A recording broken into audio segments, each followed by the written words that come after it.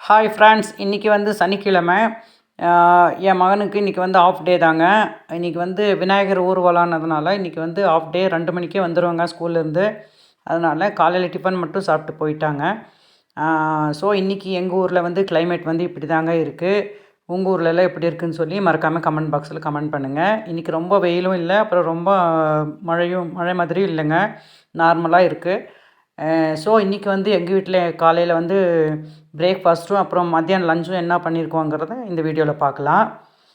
இன்றைக்கி காலையில் வந்து இட்லியும் சட்னியும் அப்புறம் வந்து தக்காளி சட்னி 2 வகை சட்னிங்க. இதை வந்து தேங்காய் சட்னி வந்து நாங்கள் என்றைக்குமே ஜாஸ்தி அரைக்க மாட்டோம். ஏன்னா அது வந்து கொஞ்சம் நேரம் ஆகிட்டுன்னா ஒரு மாதிரி புளிப்பு மாதிரி ஆயிரும்னு சொல்லிட்டு நாங்கள் வந்து கொஞ்சம் கொஞ்சமாக தான் அரைப்போங்க. எனக்கு பிடிச்சது வந்து தக்காளி சட்னி தாங்க. இன்றைக்கி வந்து காலையில் டிஃபன் வந்து இட்லியும் அப்புறம் தக்காளி சட்னியும் அப்புறம் தேங்காய் சட்னி 3ம் பண்ணோம். அப்புறம் வந்து மத்தியானம் லஞ்ச் வந்து என்னங்கிறது பார்க்கலாம். அதுக்கு முன்னாடி நான் ஒன்று சொல்கிறேங்க.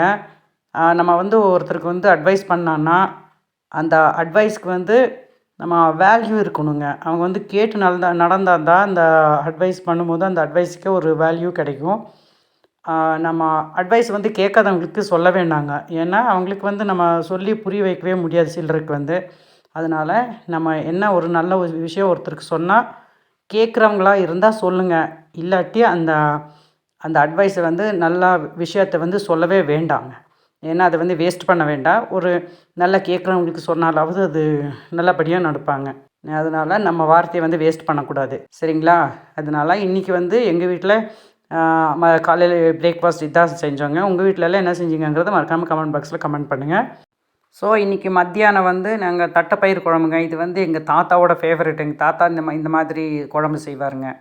என்னென்னா தட்டைப்பயிறு குழம்புக்கு வந்து நம்ம வாழைக்காய் வந்து பெருசு பெருசாக கட் பண்ணி போடுவார். அது வேறு லெவலாக இருக்குங்க தாத்தாலாம் செய்யும்போது. இந்த மாதிரி செஞ்சு ஒரு தடவை சாப்பிட்டு பாருங்கள், சூப்பராக இருக்குங்க. தட்டைப்பயிறு கூட நம்ம வந்து வாழைக்காயும் கிழங்கும் போட்டு செய்யுங்க, சூப்பராக இருக்கும். நீங்களும் இந்த மாதிரி ட்ரை பண்ணி பாருங்கள் ஒரு தடவை, சூப்பராக இருக்குங்க.